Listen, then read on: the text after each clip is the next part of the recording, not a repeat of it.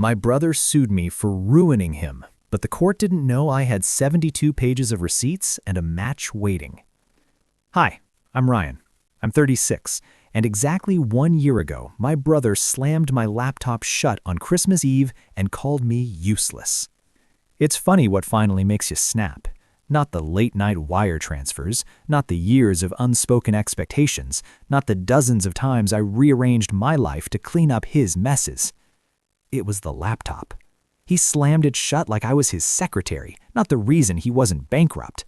And when my dad told me, "Don't come back until you fix this," I think something cracked. But it didn't break me, because what they didn't know, what they had never bothered to ask, was that I had already started preparing for this exact moment. The plan had a name in my files: the lock protocol. Not dramatic, not theatrical, but efficient, precise, ruthless in its simplicity. Triggered by a single phone call. So when I stood up and told my accountant to trigger the lock, I wasn't bluffing. I was lighting a fuse that had been soaked for years in financial gasoline. They thought they were cutting me off. They didn't realize I was the one holding the rope. I left the house quietly that night, gifts untouched. No goodbye, just the cold December air and the quiet click of a plan finally in motion.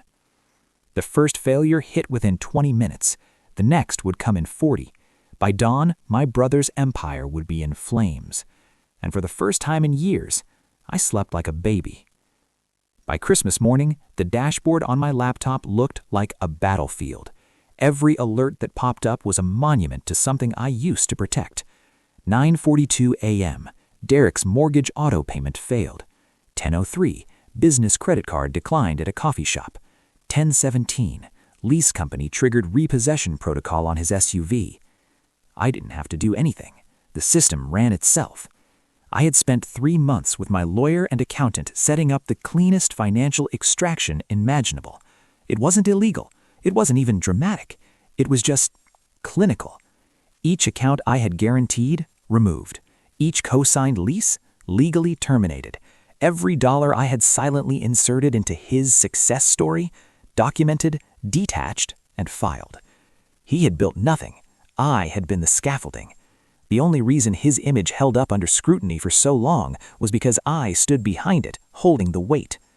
When I checked my phone again, I had 7 missed calls from Derek and 3 from Dad. 1 text from Mom: "Please call your brother. It's Christmas." I didn't respond. I made coffee, sat by the window, watched snow fall in that perfectly silent way it does when the world's asleep. It was the first peaceful Christmas morning I could remember. At 11:12, his primary business account was frozen. 11:28, payroll failed. By noon, his employees were probably messaging him, wondering why their checks bounced, wondering why the guy who bragged about seed rounds and acquisition deals couldn't cover Friday payroll. It wasn't just the money, it was the myth unraveling. Derek had spent years talking like a founder, dressing like a CEO, living like someone who had earned his place. But behind the confidence in curated photos and business brunches was me, quiet, reliable Ryan, hiding behind spreadsheets and late-night transfers. The calls kept coming. He left me a voicemail around 2 p.m. "I don't know what the hell you did, but I swear to God, if you don't fix this, I'm done. I'll make sure everyone knows who you really are. You think this is funny? You're sick, Ryan. You need help." I deleted it, because for the first time, I wasn't the one who needed to explain anything. He was finally living without me. At 6 p.m. on Christmas Day, Derek showed up at my building. I watched him from my balcony, pacing in front of the entrance, phone pressed to his ear, yelling into the void. He hadn't buzzed up yet. He was just fuming. The SUV was gone, probably repossessed by now, so he must have taken an Uber. Eventually, he called. I let it ring out. A minute later, a text. "You win. Is that what this is about? You needed to feel powerful?" That's when I felt it. Not anger. Not satisfaction. Just a shift. Because now he knew who the power had always belonged to, and he hated it. At 6:30, building security called. "There's a man downstairs saying he's your brother. He's becoming aggressive." I told them to escort him out. By 7, Derek was gone. By 8, Dad called. He didn't yell this time. His voice was low, controlled, a tone I recognized from my childhood when he was really serious. Whatever point you think you're making, you've made it, loud and clear. Now reverse it. I'm not reversing anything. You've humiliated him, destroyed everything he worked for. What more do you want? Accountability, recognition, honesty, maybe even a thank you for the $287,000 I gave him. Dad was quiet for a second. Then, "You're lying." I laughed. For the first time in days, I actually laughed. "Dad, I have every receipt, every contract, every transfer. You think Derek built that business by himself? He never made it past 2 quarters without my help. That's not how he told it." "Of course it's not." There was silence again. Then a sigh. "You've always been so cold about things." I almost said, "And you've always been so blind," but I didn't. Instead, I said, "I'm done carrying someone who calls me useless. You can blame me all you want, but when Derek's life falls apart because I stopped paying for it, maybe the problem wasn't me." Dad didn't reply, just hung up. By midnight, Derek's name was trending locally. Small business forums, LinkedIn circles, niche startup communities. Word had spread that his company missed payroll, that his office was being vacated, that vendors hadn't been paid in weeks. The man who always had a plan had gone quiet. And I opened a bottle of scotch, sat on my couch, watched the city lights blink. For the first time in 6 years, no one needed me. And that felt more like freedom than anything I had ever bought. By December 27th, the collapse had a rhythm. Every 2 or 3 hours, a new failure. At 9:12 a.m., the last of Derek's business credit cards was terminated by the issuer, guarantor removed, balance unpaid, collections activated. At 11:47, a mass email went out to his employees. Due to unforeseen financial constraints, operations are temporarily suspended. I read it while eating breakfast. He didn't even BCC them. Everyone could see everyone else's names. Amateurs collapse loudly. At 1:30 p.m., my lawyer sent me a brief message. "Just a heads up, he's meeting with counsel. We're expecting legal action." Of course. Derek had never faced consequences in silence. Every time something went wrong, he pointed to someone else. The economy, a supplier, a delayed client invoice. His scapegoat Rolodex was long, and now I was at the top of it. By the 28th, his business landlord served an official eviction notice. The unpaid balance, $18,000. The exact number he demanded from me at the dinner table. The exact number I said no to. I nearly printed the notice just to frame it. And the SUV? Repossessed at dawn. Lease defaulted. No guarantor. Towed in front of his neighborhood. I imagined Derek standing in the driveway, barefoot, robe open, watching the last piece of his executive image disappear down the street. I didn't gloat. Not really. What I felt was cleaner, like slowly exhaling after years of holding your breath. But he wasn't done. On the morning of the 30th, I got an email from a generic legal inbox. Subject line, complaint, civil filing notification. Derek was suing me. The charges? Breach of implied contract, tortious interference with business relations, intentional infliction of emotional distress. He was asking for $250,000 in damages. The irony nearly made me spit out my coffee. I called my lawyer. She was already laughing. "She's desperate," she said. "We'll file a counterclaim. With the evidence you've given me, we could make him pay you." Good. Because I wanted this public now. I was tired of silence. Tired of being the private scaffolding behind Derek's public success. Tired of the narrative he got to control. Let it all come out. Let the court see who paid the rent. Let a judge ask him why a self-made founder needed his older brother to co-sign a cell phone plan. The next day, December 31st, I received a voicemail from Mom. It was hard to listen to. She cried from the first second. The family's broken. Derek is losing everything. Your father won't talk to me. New Year's is canceled. You've torn us apart. No, Mom, I didn't tear us apart. I just stopped holding it together while you all pretended it was falling. At 11:30 p.m., just before midnight, Derek sent me one last message. You win. Are you happy now? I stared at it for a full minute before replying. I didn't win. I just stopped losing. And then I put my phone down and stepped out onto my balcony. The fireworks started a few minutes later, bursts of red, green, white, echoing over the Chicago skyline. I didn't toast. I didn't make a resolution, but I felt something I hadn't felt in years. Peace. Not the kind that comes from vacations or spa weekends. The kind that comes from finally putting down a weight you didn't realize you were carrying every day. As the sky exploded in color and the new year began, I smiled. Let them tell their stories. I had mine, and it was finally mine, alone. January 2nd, 9:17 a.m., the lawsuit hit my mailbox. Officially served. Derek's name at the top in bold, along with that absurd $250,000 claim and a list of invented grievances that read more like a tantrum than a legal document. The entire thing reeked of desperation. My lawyer, Rachel, wasn't fazed. She was already drafting the counterclaim. We're filing for dismissal, harassment, and abuse of process. But more than that, we're making every financial record between you two public. You sure you're ready for that? More than ready, I told her. I want it all in the record. Every cent. She grinned. Let's make your receipts courtroom art.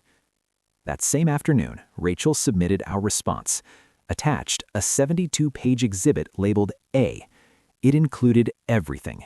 The mortgage guarantee, the office lease cosign, the repossession balances I covered, the 6-figure line of credit I secured, texts from Derek asking for one more month, emails where he promised to repay next quarter for sure, bank transfers with subject lines like emergency bridge help, can't let payroll bounce bro, help. There was no exaggeration, no guesswork, just hard, cold digital proof. $287,000. All of it real. And with it, a written statement from me. Calm, measured, completely without venom. For 6 years, I provided financial support to my brother totaling nearly $300,000 with no formal repayment agreement based solely on trust and familial obligation. After a sustained pattern of financial misuse, verbal abuse, and emotional manipulation, I chose to revoke that support. This is not sabotage, it's disengagement. Rachel sent the file to Derek's lawyer. Within 48 hours, they called her, practically begging to settle. They want to withdraw both lawsuits, mutual release, no admission of wrongdoing. No. Want to sleep on it? I've been sleeping on it for 6 years. Proceed. And that was it. We pressed forward. January passed slowly. The family text threads went silent, except for the occasional stray message trying to pretend things were normal. Dad, your cousin got engaged, thought you'd want to know. Mom, I saw a recipe you'd love, should I send it? I didn't respond. On February 5th, the news broke in Derek's world. The company was officially defunct. Website down, phone lines disconnected, employees laid off, Chapter 7 bankruptcy filed. It was over. The final blow came from within. A former employee went public with a blog post detailing months of missed pay, bounced reimbursements, vendor lies, and Derek's sudden shift from visionary to vanishing act. She didn't mention me. Didn't need to. Derek's story collapsed under its own weight. Meanwhile, I lived quietly, peacefully. I bought new furniture, rearranged my living room, started a Sunday routine with no alarms. Long mornings, hot coffee, no expectations. I'd glance at the courthouse docket once a week, watching my case move slowly through the system. Derek's team stopped responding. His filings dried up. The silence said it all. And then, March 18th, email from Rachel. Subject, case update. He dropped it. Case dismissed with prejudice. No settlement, no conditions, you're free. I read it twice, then a third time. I wasn't just done helping Derek, I was done being tied to him. Later that day, I walked to the lake, stood near the edge where the ice had finally melted, and let the wind hit me full in the face. No more being the background character in someone else's story. No more living quietly, expected to be the safety net for people who never once asked if I was okay. And as I stood there, hands in my pockets, watching the water move without effort, without noise, I said it out loud. I forgive you. Then I paused, smiled, and added, but you're never getting another dollar. March slid into April, and with it came the first real quiet I'd experienced in years. Not silence from avoidance, the kind that follows a slammed door or a cold dinner. This was something purer, intentional, peaceful, like turning the volume down on a song you never really liked but got used to humming anyway. My phone? Still. My inbox? Calm. No more urgent calls from Derek. No more guilt-laced voicemails from Mom. No more half-hearted emails from Dad asking when I'd be ready to come home. I wasn't coming home. I was home. In early April, Dad finally cracked. He sent a short email titled, Mistakes. Ryan, I made a mistake.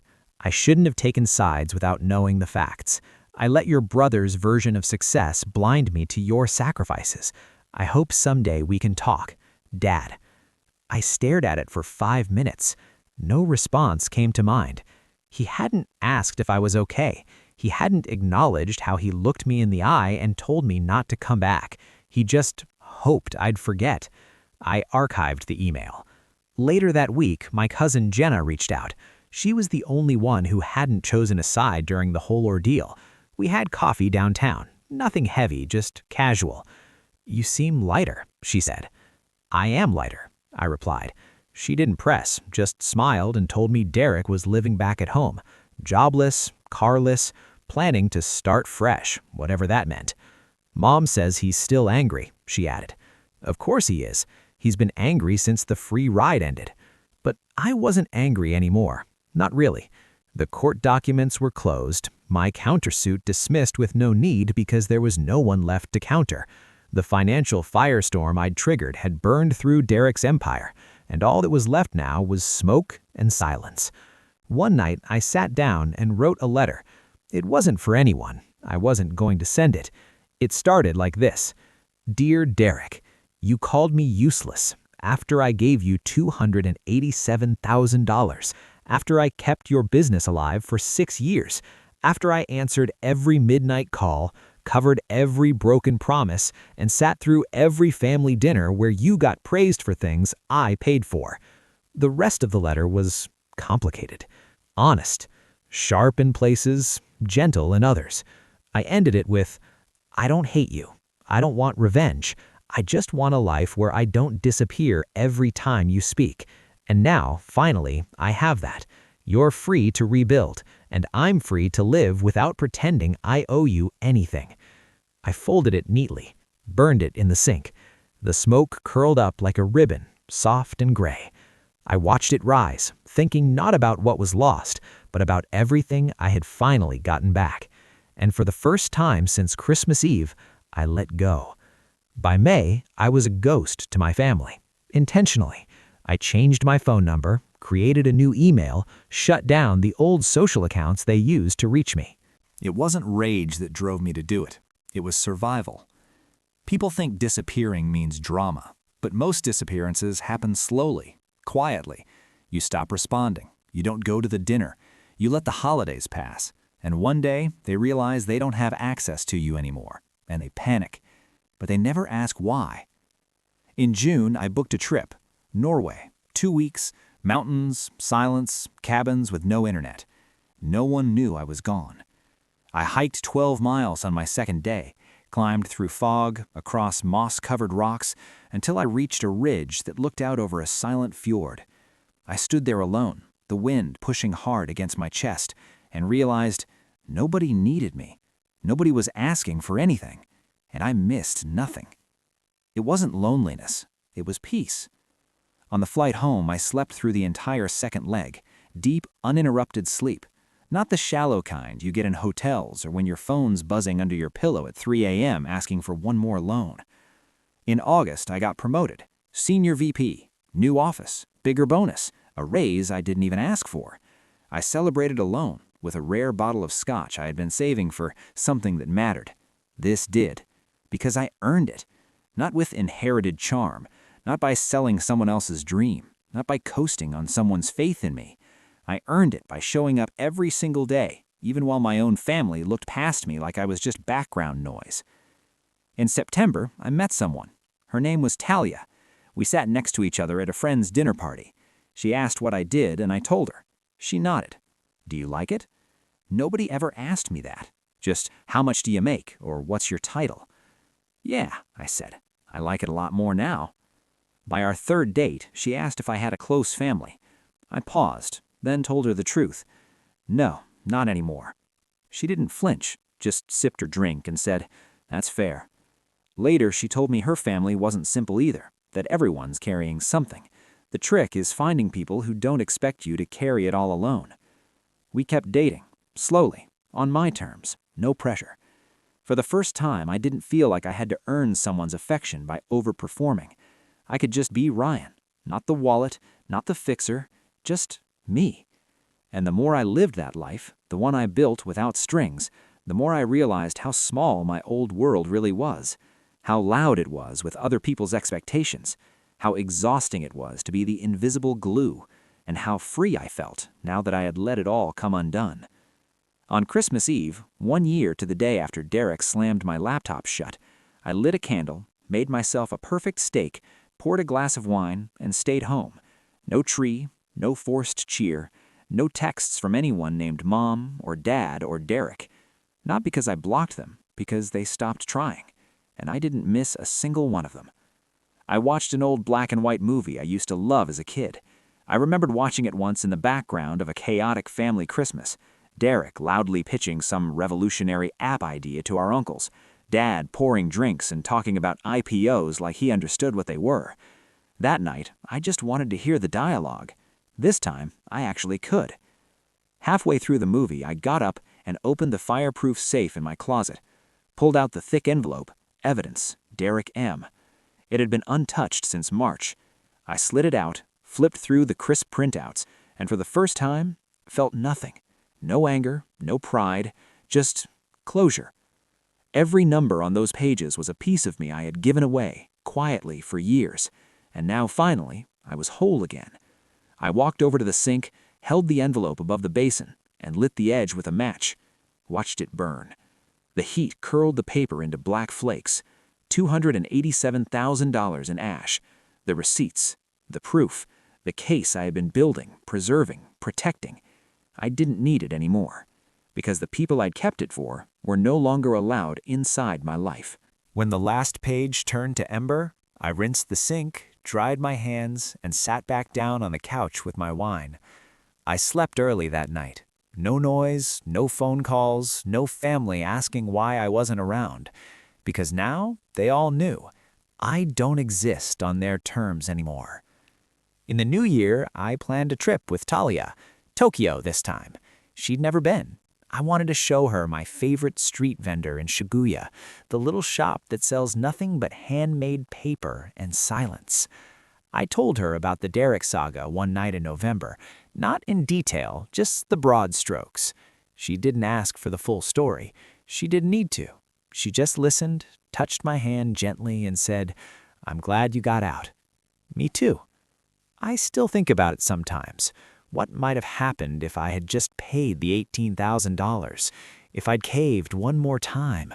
If I'd written a check and sat through another dinner where Derek wore a suit I probably bought? But I didn't. I chose something different. Not revenge, not justice. Peace. And in the end, I didn't win. I just stopped bleeding quietly. I stood up, I stepped out, and I built a life where I am no one's backup plan, no one's secret fund, no one's invisible foundation. I'm just Ryan, 36, whole, unapologetic, and finally, free.